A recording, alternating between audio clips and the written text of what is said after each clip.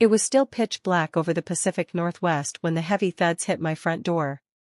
I checked my phone, 4:14 a.m. on October 12th. In a town as quiet as Oaks Landing, nobody visits at that hour unless the world is ending. I pulled on a thick wool cardigan and crept to the entrance, my pulse thrumming in my throat. When I pulled the door back, my neighbor from the cottage across the lane, Julian Vane, was standing there. He looked like a ghost, eyes bloodshot, skin sallow, chest heaving as if he'd sprinted through the woods. "Don't go to the lab today," he whispered, his voice cracking with a terrifying urgency. "Stay inside. Lock the doors. Just trust me, Summer." I stared at him, baffled. Julian was a retired librarian, or so he said. He was a man of few words who spent his days gardening and kept his blinds drawn. We'd shared maybe 3 conversations in the 2 years I'd lived here. "Julian, what's wrong? Did something happen at the facility?" I asked. He shook his head, looking over his shoulder at the dark tree line. "I can't explain. Not yet. Just promise me, don't leave this house. For any reason." Before I could grab his arm to stop him, he retreated into the fog, disappearing toward his property without a backward glance. I stood there, hand trembling on the cold brass knob.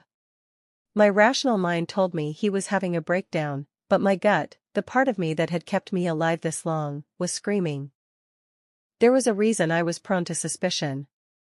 5 months ago, I lost my mother, Elena. Her death was ruled a sudden cardiac event, but the weeks leading up to it were haunted. She'd become obsessed with a series of old ledger books, telling me, "Summer, there's a legacy in our blood you aren't ready for, but you have to see it soon." She died before she could show me a single page. Since then, the air in Oaks Landing had felt heavy. I'd seen a dark gray SUV idling at the end of my gravel drive for hours. I'd received empty voicemails from unlisted numbers. Even my brother, Leo, who was stationed in Germany, had called me recently asking if I'd met any new friends lately. My name is Summer Thorne. I'm 29, a senior data analyst for Ethelgard Biotech, and a woman who prides herself on a perfect attendance record. I live in the coastal house my mother left me. It was supposed to be a peaceful life. I decided to listen to Julian. I messaged my supervisor, claiming a severe migraine, and I waited. The silence of the house was deafening. By 11:45 a.m., I felt like an idiot. The sun was out, the birds were chirping, and I was hiding in my living room. Then, my phone vibrated. "Miss Thorne? This is Detective Miller with the state police. Are you safe?" "Yes, why?" I stammered. "There was a catastrophic security breach at the Ethelgard facility this morning. A targeted explosion in the data wing. We have reports that you were in the blast zone." My stomach dropped. "That's impossible. I'm at home." There was a long, chilling silence on the other end. "Miss Thorne, we have high-definition gate footage of you driving onto the campus at 7:50 a.m. Your biometric badge scanned into the server room at 9:15. We were calling to notify your next of kin. Someone had used my face. Someone had used my life." Minutes later, there was another knock. Not a frantic one this time, but 3 slow, metallic raps. I looked through the peephole.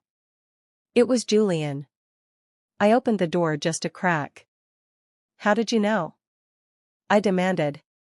"Because they aren't police, Summer," Julian said, his voice flat and hard. "They're a retrieval team. They didn't want you dead in that blast, they wanted you missing so they could take you to a black site without a paper trail. You were the fall girl for the data theft." He stepped inside, uninvited.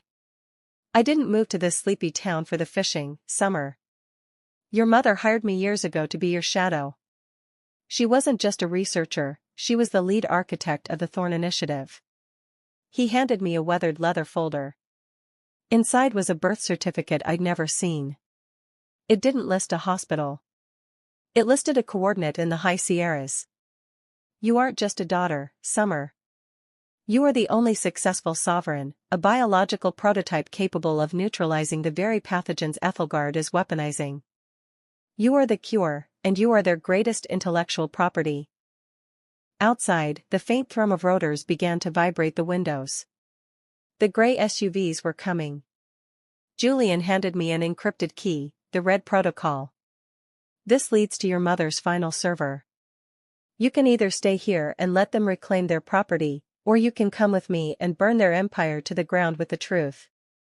I looked at the folder, then at the man who had been watching me for years, and finally at the road where the dust was rising from approaching cars. The girl who analyzed data for a living was gone. The woman who was born to change the world took her place. Drive, I said. The gray SUVs didn't just roll into the driveway, they breached the property like a tactical unit.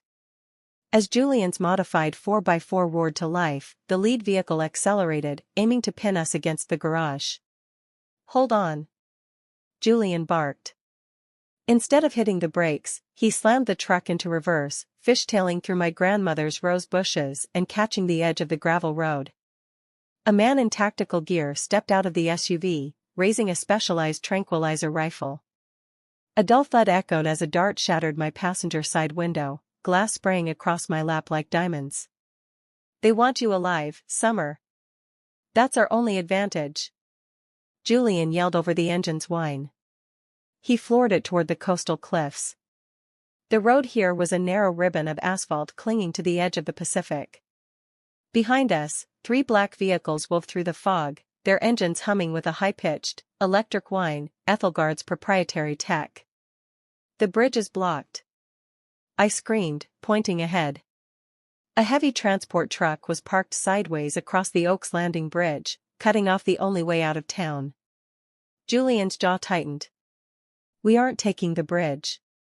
He yanked the wheel hard to the right, sending us off the road and down a steep, terrifying embankment toward the old logging trails. The truck groaned, metal scraping against pine and rock, as we plummeted into the shadows of the forest.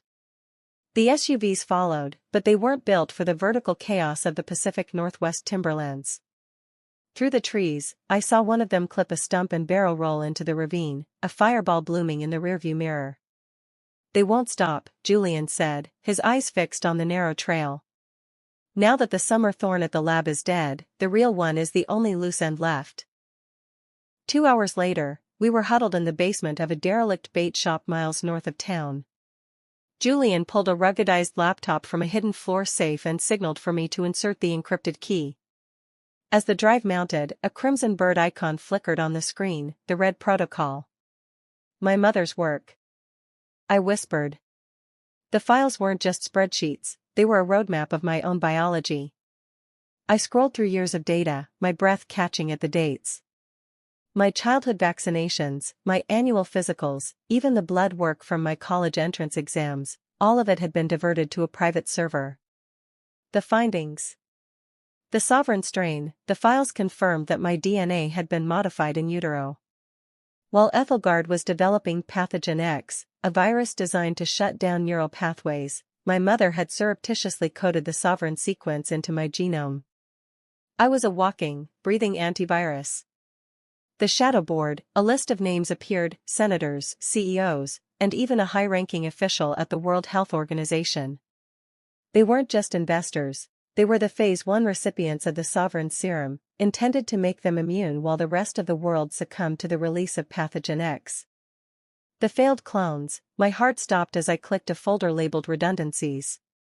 Photos of women who looked exactly like me, the summer scene at the lab this morning, filled the screen. They were biological shells, designed to commit crimes or die in my place to keep the project hidden. The final entry, a video file dated the night before my mother died. In it, she looked exhausted. Summer, her voice crackled through the speakers, if you're seeing this, Julian has found you. You aren't a weapon, though they will try to use you like one. You are the reset button. Your blood contains the sequence to neutralize everything they've built. You are the cure they tried to patent, but you belong to no one. The laptop beeped. A GPS tracker on the screen showed a cluster of red dots converging on our location. The red protocol was also a beacon. By opening it, I had signaled to the shadow board exactly where the Sovereign was hiding. "They're 10 minutes out," Julian said, checking his sidearm. "We can delete the data and run, keeping you safe and the world in the dark, or we can hit upload and send this to every major news outlet and government server on the planet." I looked at the upload button. If I pressed it, I would never be able to hide again. I wouldn't be Summer Thorne, the data analyst. I would be the most hunted woman in human history. "I'm done hiding," I said, my finger hovering over the key. "Let's give them the truth they're so afraid of." The sound of the approaching helicopters was a low, rhythmic thumping that vibrated the jars of pickled bait on the shelves above us. Through a cracked window, I saw the forest floor illuminated by high-intensity searchlights. "They're fast," Julian muttered, checking the seal on the basement's heavy steel door. "Summer, the upload is at 64%. You need to keep that terminal live. I'll buy you the time." "Julian, you can't go out there alone," I argued, my heart hammering against my ribs. He turned to me, a grim smile touching his lips. "Your mother didn't just hire me to watch you. She hired me because I was the only one who survived the first phase of Ethelgard's experiments. I'm already on borrowed time. You're the future. Now, stay on that keyboard." He stepped out into the hallway, and seconds later, the world exploded. A flashbang grenade detonated upstairs, followed by the rapid-fire pop-pop-pop of suppressed weapons. I huddled over the laptop, watching the blue progress bar crawl with agonizing slowness. 82%. 85%. The basement door groaned. Someone was using a hydraulic ram. On the fourth hit, the hinges screamed and the door flew inward. A man in black tactical gear, his face hidden behind a visor, stepped into the room. He didn't fire. He lowered his weapon when he saw me. "Subject Thorne," he said, his voice distorted by a comms unit. "Step away from the terminal. You are high-value cargo. Do not make us damage the asset." "I'm not an asset," I hissed, my eyes darting to the screen. 98%. "And my name isn't Subject." He moved toward me, reaching for a pair of high-tech restraints. Just as his hand touched my arm, the laptop emitted a long, sharp chime. The screen flashed bright green, upload complete. Global distribution verified. The soldier froze. His comms unit began chirping frantically with panicked voices from his command center. The secret was out. Every major server from DC to Tokyo was currently receiving the blueprints for my DNA and the evidence of Ethelgard's crimes. "You're too late," I whispered. Outside, the gunfire stopped.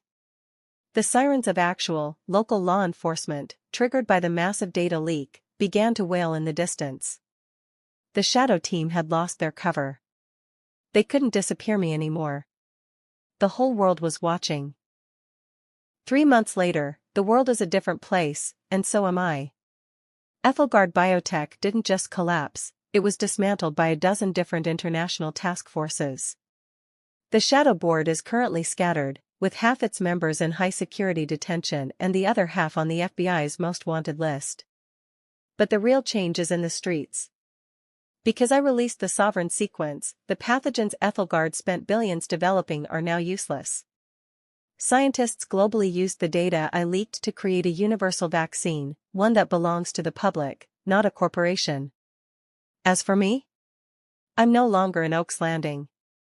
I'm sitting in a small cafe in Zurich, wearing a wig and glasses, watching the news on a wall-mounted TV. My face, the real one, is on every channel. They call me a whistleblower, a miracle, a fugitive, and a hero. Julian survived the raid, though he's still recovering in a secure location. He sends me encrypted messages once a week. My brother, Leo, was cleared of any suspicion and has since left the military to help manage the legal fallout of our mother's estate. I looked down at my hands.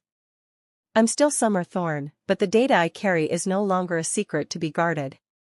It's a gift I gave back to a world that was never supposed to have it. I know they're still looking for me, the remnants of the old guard, the people who still want to own the Sovereign. But they forgot one thing. My mother didn't just give me special blood. She gave me her mind. And I'm already 3 steps ahead of him. The air in Switzerland was crisp, smelling of pine needles and the coming winter snow. I sat on a secluded bench overlooking Lake Geneva, my coat collar turned up against the wind. I didn't look like the woman from the news anymore.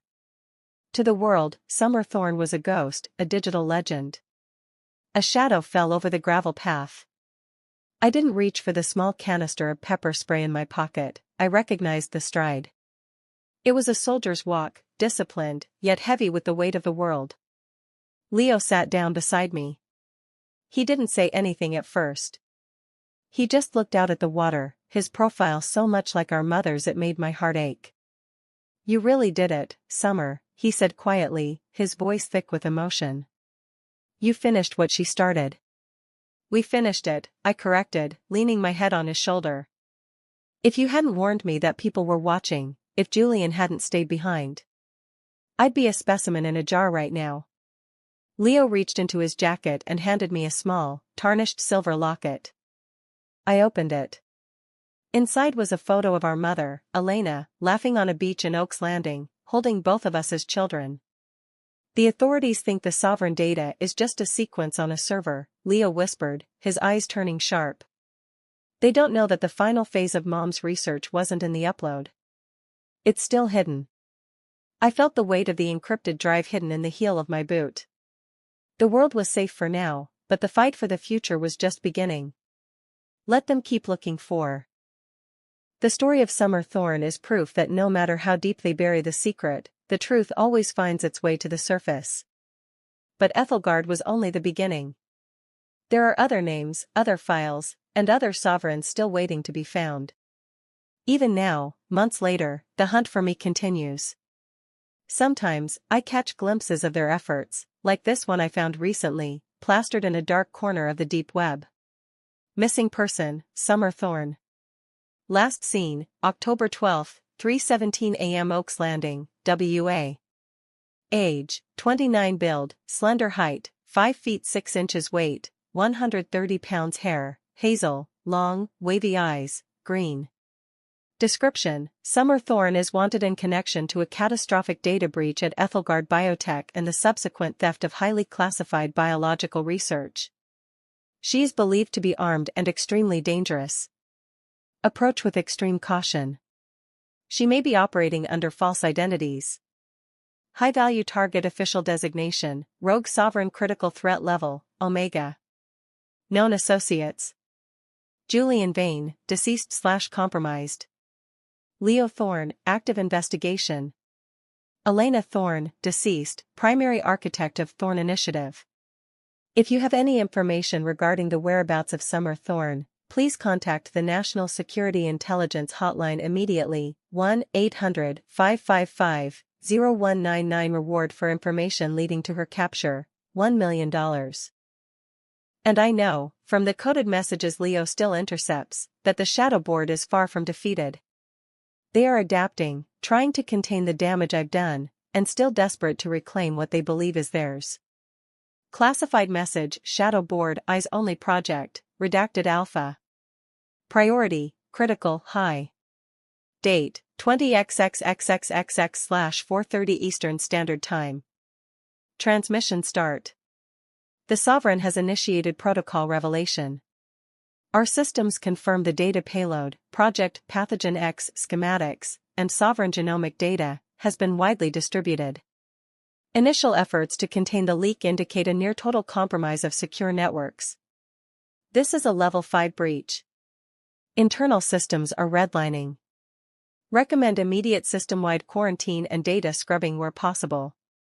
Subject Thorne is wanted in connection to a catastrophic data breach at Ethelgard Biotech and the subsequent theft of highly classified biological research. She is believed to be armed and extremely dangerous. Approach with extreme caution. She may be operating under false identities. Initial reports from Oaks Landing indicate a complete failure to secure the asset. Julian Vane, inactive, user may be compromised, and Leo Thorne, active investigation, are confirmed associates. The primary asset, the sovereign Summer Thorn, is confirmed to have escaped physical custody. All previous protocols regarding capture have been escalated to Asset Recovery Protocol Gamma. New directive, prioritized. The Thorn Initiative cannot be allowed to succeed. Locate Summer Thorn. Deactivate all remaining sovereign biomarkers. Initiate full system purge of all Project Pathogen X remnants. Trust no one. The media narrative is already lost. Focus on containment and eradication of all related entities. This includes any individuals who may have gained access to the leaked data. National Security Intelligence Reward, $1 million hotline, 1-800-555-0199 Flamshield_Alpha_99 awaiting response. The transmission I intercepted wasn't just chatter, it was a set of coordinates. The Glass Citadel, a brutalist skyscraper of reinforced steel and reflective glass in the heart of Chicago, served as the off-the-books headquarters for the remaining Shadow Board members. They think they're safe because the world is looking for a ghost in Switzerland, I whispered into my comms. They're expecting a girl with a thumb drive, Leo's voice crackled in my ear. He was stationed 2 blocks away in a surveillance van. They aren't expecting a sovereign who knows how to use her own blood. I adjusted my tactical gear, hidden under a high-end designer suit. I wasn't breaking in through the basement this time. I walked right through the front door. When the biometric scanner at the executive elevator hit my eye, it turned red. Access denied. Subject 7B detected. Initiate override, I commanded. I didn't type a code. I pressed my palm to the glass. My mother's final secret, the part 1 didn't upload, was a master key encoded into my cellular structure. The elevator chimed, the light turned white, and the door slid open. The penthouse was silent, save for the hum of a massive server array. Standing at the floor-to-ceiling window was Director Silas, the man whose signature was on my mother's death warrant. You should have stayed in hiding, Summer, Silas said without turning around. The world is chaotic. People don't want the truth, they want the security we provide. You don't provide security, Silas. You provide cages, I said, stepping into the center of the room. He turned, holding a small remote detonator. I have enough neurotoxin in this building to reset this entire city. If I can't own the cure, I'll make sure there's nothing left to save. I didn't flinch. You still don't get it. My mother didn't just make me immune. She made me a carrier. I took a step closer, my skin flushing with a faint, localized heat. The sovereign strain isn't just in me. It's airborne now.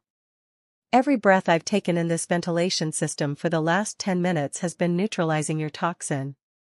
Your reset button is just a piece of plastic. Silas's face went pale. He hammered the button. Nothing happened. No gas hiss. No screams. Just the quiet sound of the wind against the glass. It's over, I said. The board is exposed, your weapons are inert, and I'm taking back the one thing you tried to steal. And what's that? He sneered. My name. I walked out of the Glass Citadel as the sun began to set, casting long, golden shadows over the Chicago skyline. Below, the sirens of federal agents, the real ones, tipped off by Leo, were screaming toward the building. I didn't run. I walked to the edge of the plaza where a crowd had gathered, staring at the giant screens on the side of the building. The screens were no longer showing advertisements.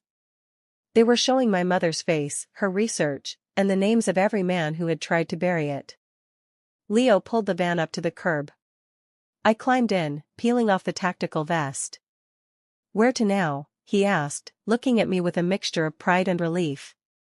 Julian is waiting for us in the mountains, I said. He says there are 3 more initiatives like mine in Europe and Asia. They're still in cages, Leo. I looked at my reflection in the window. I wasn't just Summer Thorn, the analyst from Oak's Landing. I was the first of a new kind. A beacon in a world that had been kept in the dark for too long. Let's go find them, I said. We're just getting started. Summer Thorn isn't just a survivor, she is the beginning of a new era. The shadow board is falling, but their reach is long, and the secrets they hold could still shatter our world.